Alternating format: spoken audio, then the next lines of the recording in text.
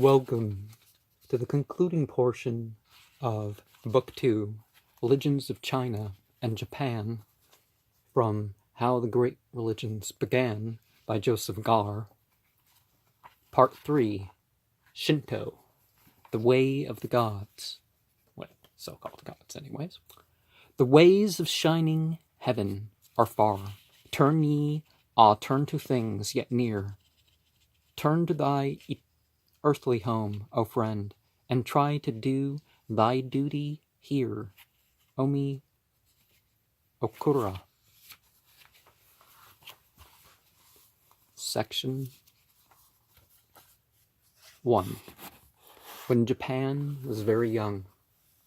If you look at a map of Asia, you will see a strange-looking swan swimming towards a school of minnows with some larger fish among them. The body of the swan is mostly China. Its big red bill is Korea, and the many small fish and big fish are the islands of Japan, known as the land of the rising sun. Must resist temptation to sing the song. Because, then they're gonna flag my channel. There are over 4,000 islands in the Japanese kingdom, and about 500 of these are inhabited by people. There are no great rivers, nor vast plains on these islands, but they have many high mountains and many deep valleys. Isn't Tokyo the biggest or most densely populated city in the world or something? Or both, maybe?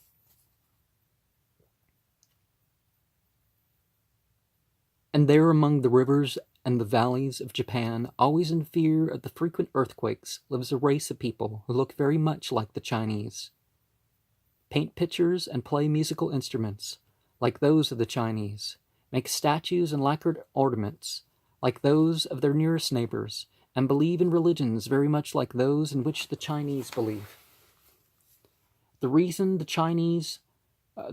Japanese writing, music, and religions are so much like those of the Chinese is very easy to explain. That is where almost all these things came from in the first place. Japan borrowed her writing, her arts, her religions from China. Certainly some things must have been invented locally or experienced locally. Or rather, China sent them across through Korea as her gifts to the young Japan. For Japan, as compared with India and China, is a very young country. When India had already such great men as Prince Mahavira, the Jainam, Prince Gautama, the Buddha, making changes in their old religion, Japan was still a group of wild islands, inhabited by several clans of savage people, fighting with each other in the most uncivilized way. Or so he says, anyways. And when China was already so old as to have books of philosophy and books of ceremony telling people just exactly how to receive guests and how to dress when going to temple, the Japanese were still a simple and primitive people who lived by catching fish and hunting wild game for food. The Chinese then called the Japanese dwarfs and described them as people who tattooed their faces and fought with spears and bows and arrows. There was a dwarf race out there somewhere, the Japanese, and among them, I'm not sure if the Japanese had such people, but, who are the Chinese to call anyone short, right? When the Chinese began to send across their art of writing and their art of making musical instruments, their ideas as to how to grow rice and how to make silk from the spinning of the silkworm, the Japanese were very glad to receive all these wonderful gifts and were very eager to learn. From the beginning of their history up to the present day, the Japanese have always been good peoples.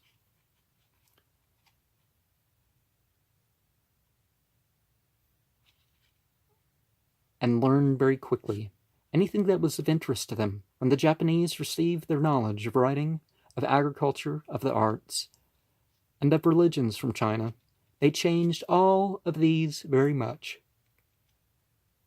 to fit their climate and their lives, which were quite different from the Chinese. And remember, Japan partially accepted Islam hundreds of years ago as a result of Chinese leaders that thought it might be good to educate the people in what Islam was. They changed all these to fit their climate and their lives, which are quite different from the Chinese. But even before the cultured Chinese brought their gifts to Japan, even before the Japanese learned to write or to play musical instruments, they already had a religion. And so far as we know that there are no people, no matter how savage and uncivilized, who had or have no religion whatsoever. Well, as we know, civilized means more war and more crime and stuff like that, compared with the so-called primitive savage people, which, why are we calling them savage? So too, the Japanese of over 2,000 years ago had a religion. The religion was later, much later, named Kami no Michi, but is better known by its Chinese name, Shinto. We have seen that the early Chinese believed in good spirits and evil spirits, and the good spirits were called Shen. Shen, Qi, Shen. And the teachings of the old philosopher Lao Tzu are called Tao, meaning the way. So Shinto, Shen Tao, must mean in Chinese, and does mean, the way of the good spirits. Part 2, the way of the good spirits. Section 2, whatever. To the Japanese of over 2,000 years ago, the world was a very small place. They believed that they were the only people on earth, and their kingdom, which they called the Great Eight-Island Land, was the entire earth, surrounded by water and small islands. Even the sky, they believed, was very near to them. So near was the sky to Japan, they believed that long, long ago, an arrow that was sent up from the earth pierced through the sky and made a hole in it. Through that hole in the sky came falling down to the earth the trees, bushes, herbs, and all the living creatures. All things on earth came in that way, from the sky called heaven. Since all these things on earth came from heaven, one would conclude that heaven was filled with just the same things that one sees on earth. That was exactly what the Japanese of long ago believed. They believed that life in heaven was very much the same in Japan, only much nicer. They also believed that there was a world right under the earth, where there was also life and people, as on earth, only it was not as nice. The entrance to the underworld was opened once upon a time, so that the people on earth could go down for a visit, but one day an earthquake closed the entrance to the underworld with a big stone. Long ago, there was also a bridge to heaven, and people could go up there too for a visit. But that bridge broke down, and there was never mended again. In those days, the religion of the Japanese was very simple. They had no images. They had no sacred books. They had no commandments. They had no priest. Like the early Chinese, they believed that the stars, the moon, the sun, the mountains, the rivers, the thunder, and the rain all had spirits that could do good or evil. Well, Jin have a choice, right?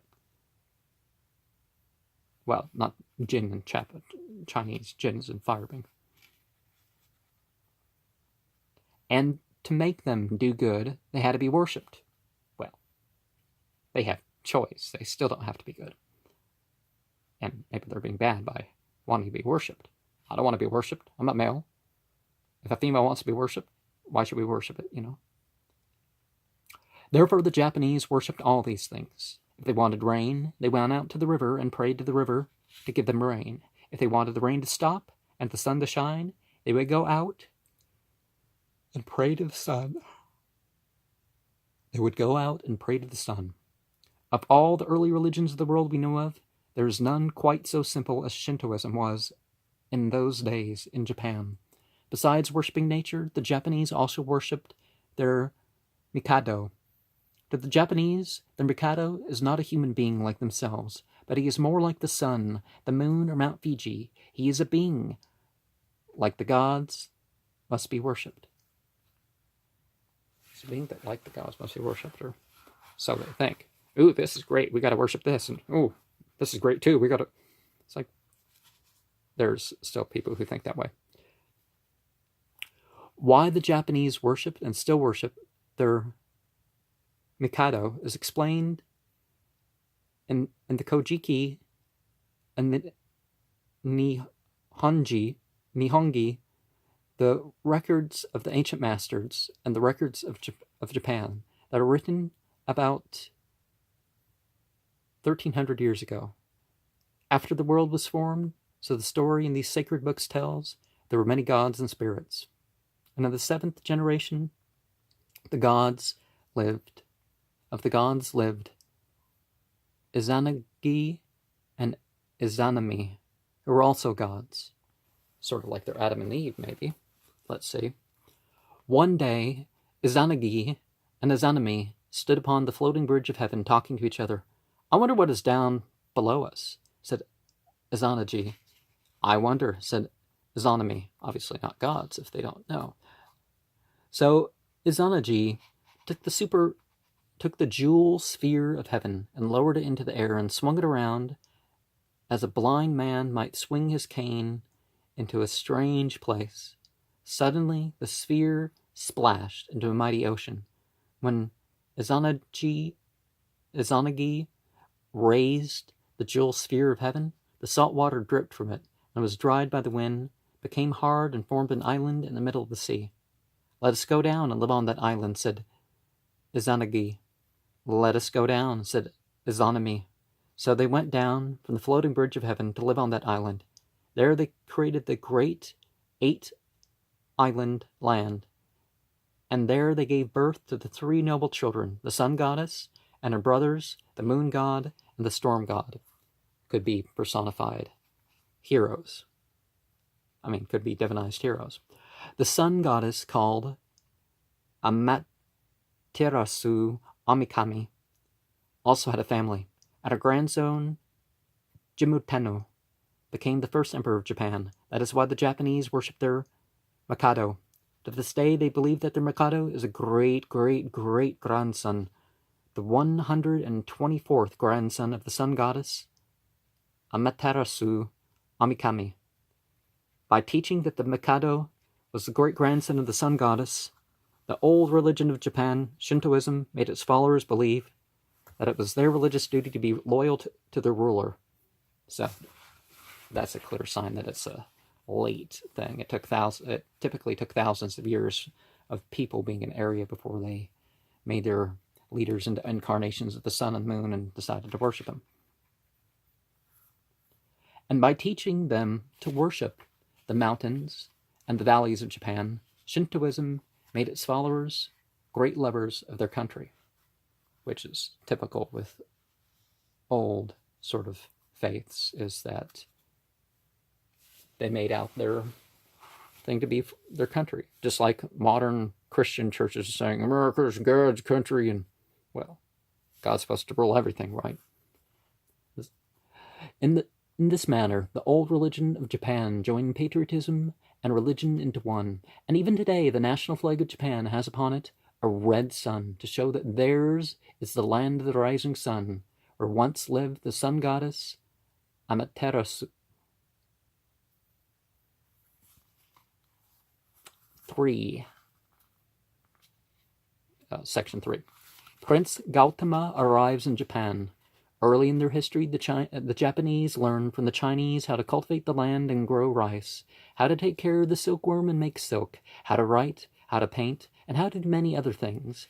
And when the Japanese learned from China how to do things, they also learned from them how to think and what to believe. The teachings of Confucius, the great sage of China, came to them and taught them ancestor worship. Not only did China send across to Japan the teachings of their own Confucius, but when Buddhism, the religion that came to them from India, became very strongly rooted in China, they sent out missionaries from further east through Korea and Japan.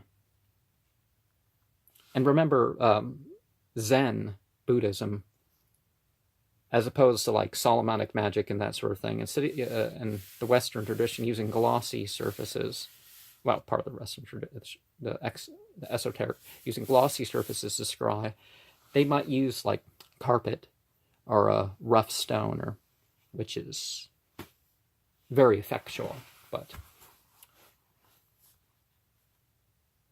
for some people it's not the most effective, but it works with practice. I mean, you should become practiced with what you aren't so good at, and it'll make you better at what you are good at. The king of Korea, about 1,300 years ago, was a Buddhist, and he sent to the Mikado of Japan an image of the Buddha made of pure gold. Some of the Buddha's sacred books came with it. The Mikado, to show his reverence for these gifts, had a temple built especially for the golden Buddha and the sacred books. When the temple was built, the Korean king sent Buddhist priests to Japan to explain their religion, and so the Buddha arrived in Japan as a gift from one king to another. King Akbar kind of preserved and passed on religious traditions, because rather than a tyrant iconoclast, he allowed freedom, and even said, we got to record the information. Our prophet told us that we have got to search for knowledge among the Hindus and the Chinese.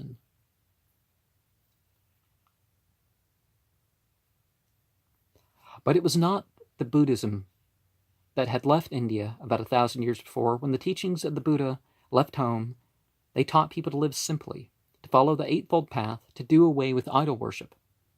As Buddhism traveled over the Himalaya mountains, over Tibet, through China, through Korea, and into Japan, it was slowly changed by its followers. The Buddha himself became an idol to be worshipped, and many idols were added to surround him. And we see similar things happening with Christianity and their saints and all that sort of stuff.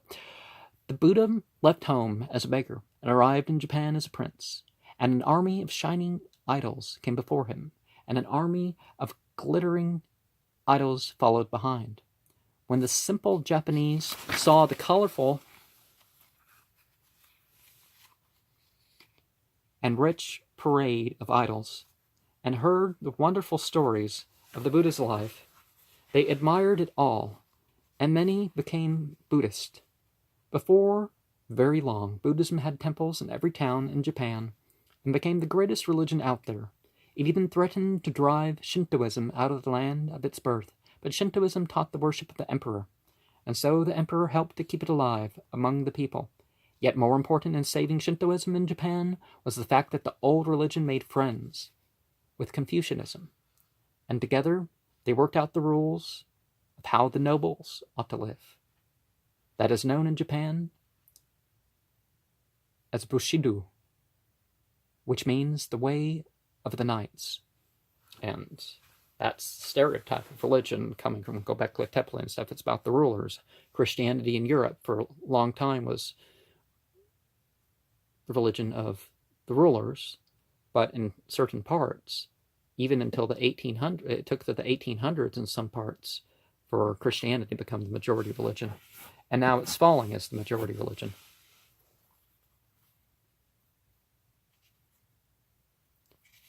Section 4. The way of the knights.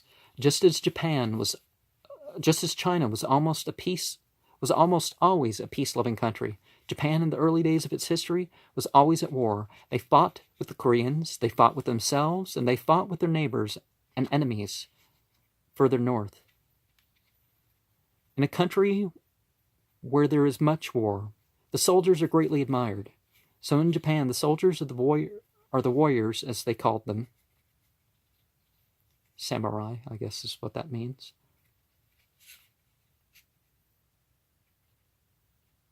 Became the heroes of the country, and it was an honor to belong to the class of warriors. The leaders of these warriors became the nobles of Japan, called the knights. The knights of Japan were not only patriots and warriors, they were also scholars and gentlemen. These gathered and worked out a sort of manual as how a man of their caste, a knight, ought to live, and how he ought to behave. Confucius, they said, was an ideal gentleman. They took his teachings and, with them as their guide, worked out the rules of conduct for the knights. These were called Bushido. The rules of Bushido are many, but the most important are the 10 ways of a gentleman, including, among other virtues, those of justice, courage, benevolence, politeness, honor, loyalty, self-control, wisdom, and love of learning. After some time, the rules of Bushido, those are good 10, more functional 10 commandments than we're typically placed with. After some time, the rules of Bushido began to be explained in a way they were not meant to be explained. Bushido taught that a knight ought to be honorable, but the later knights explained it to mean that a knight ought to kill himself when a superior officer died. Well, the Romans overdid it with the suicide, too. In order to defend his honor, each knight carried a sword whenever he went out of his home. By and by, a knight did not leave his home without at least 2 swords dangling at his sides. They began to look upon the sword as sacred and worshipped it. Respect, maybe. And remember, we should never kill for merely honor. In 1868, for many political reasons, the entire class of the followers of Bushido were done away with by the government of Japan.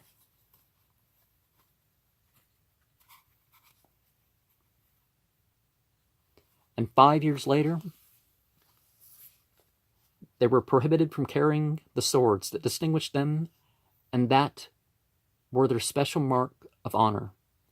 But the influence of the 10 ways of the gentleman, as taught by Bushido, is still felt in the life of Japan today. Section 5. In Japan today. When the first golden image of the Buddha arrived in Japan, there were few people in that land. On all the 4,200 islands, there were fewer people than in New York City at present. But their numbers grew and grew, and today there are nearly 80 million people under the flag of the rising sun. Isn't there like 60 million just in Tokyo? So it's grown even more. When the Japanese became a great and powerful nation in the East, people in the West wanted to know all about them. What did these Japanese look like? How did they dress? What are their manners? What do they think? But few people of the West knew anything about the Japanese, and many went to the islands of Japan to find all these things for themselves. Some of these travelers in Japan wrote books of what they saw and heard in the land of the rising sun. In most of these books, the travelers tell that the first 3 things about the Japanese they noticed were the Japanese love of nature, the Japanese love of art, the Japanese love of learning. No people in the world, they recorded, are such lovers of nature as the Japanese are, compared to some nations, certainly. They love the mountains, they love the rivers, they love the forest, and most of all, they love flowers. Children in Japan, when quite young, are taught how to arrange flowers in vases. There are holidays and festivals in their land to celebrate the blooming of some of their trees. And they grow many cherry, plum, and peach trees, not so much for their fruit as for their blossoms. The Japanese love of flowers is equaled by their love of poetry and painting. Not until one has seen the inside of a Japanese home, we are told, can one realize how important art is to them. Their simple homes are arranged beautifully. All those who can afford it try to own prints of famous paintings. Children are taught to understand what makes a beautiful thing beautiful and to love it. But far greater than their love of nature and art is the Japanese love of learning. They have borrowed their knowledge from other nations, but whatever they learn, they change it to suit their own particular needs. The Japanese are always eager to learn new things, but not all things that are learned should be practiced. Why the Japanese are so fond of nature, of art, and of learning, few books explain. The explanation lies in their religion. The Japanese, like the Chinese, might be said to be followers of the three teachings: Shintoism, Buddhism, and Confucianism. Through Shintoism, the Japanese learn to love nature. They build their temples to their nature gods high upon the mountains, and came there to celebrate various festivals. Dressed in their most beautiful clothes, they streamed in gay crowds. Happy crowds. It meant something different back in the 50s. To these temples in spring and autumn. They saw the trees when the first buds of spring began to swell, and they saw them when the autumn painted the leaves with the burnt copper and interlined them with dull gold. They saw the rivers overflowing in the spring, and they saw them in the summer when the face of the water was smooth as the worshipped mirror of Amaterasu Amikami, the sun goddess, or so-called sun goddess. There could be demons of the sun, right? Because, they're getting punished by the physical things in such a way. All of these things in nature they saw from childhood and came to love dearly. Through Buddhism, they learned to love the beautiful in art. When they first started to worship the Hindu prince, Gautama, they began to make images for his temples, to arrange flowers on his altars, and to paint pictures for the shrines. The bells of the Buddhist temples rang softly in the morning and in the evening, and inspired the artists of Japan to make beautiful decorations for their Hindu prince. In that way, the people of Japan learned to appreciate and love all things beautiful. Skillfulness, artfulness, in what is, perfectly natural thing to pursue, but art for art's sake is not really what they're doing, now is it? Through Confucianism, the Japanese gained their love of learning. From the sage of China, they learned that a good man always adds new knowledge to the old knowledge, and they followed his teachings closely. From him, too, they learned to admire self-control and cultivate good manners, and to develop a sense of honor, just as the man who loves learning may also love art, and may also love nature. So in Japan, some of the people follow all three religions, Confucianism, Buddhism, and Shintoism, at one and the same time. Well, if their source was all prophetic, stripping off all the polytheism and superstition, the atheistic and fanatical current, the ethnocentric sort of current, all one religion, right? Buddhism had the greatness of her followers. Confucius has the greatest influence. Oh, wait, I didn't say that.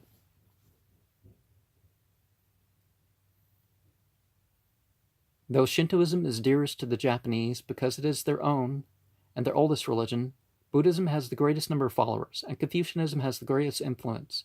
In Japan today, as in China today, we find the greatest influence on the lives and thoughts of the people coming from one who did not teach anything new, but gathered the teachings of his forefathers, who did not teach anything about God or heaven, but taught how people ought to live on earth, and who, in his own life, was a great example and model for the good man.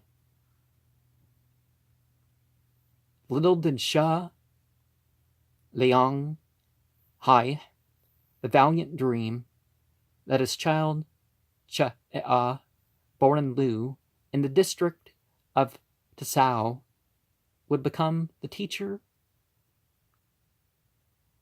of two great empires.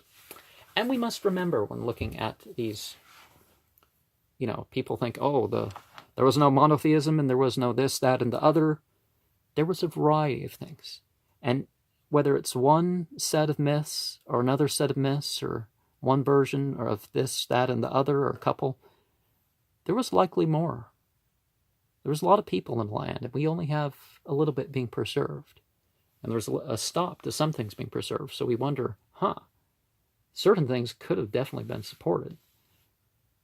And I guess I'll talk more about that when I talk about in a certain list, because I've read a series of books that I'm writing about my response to.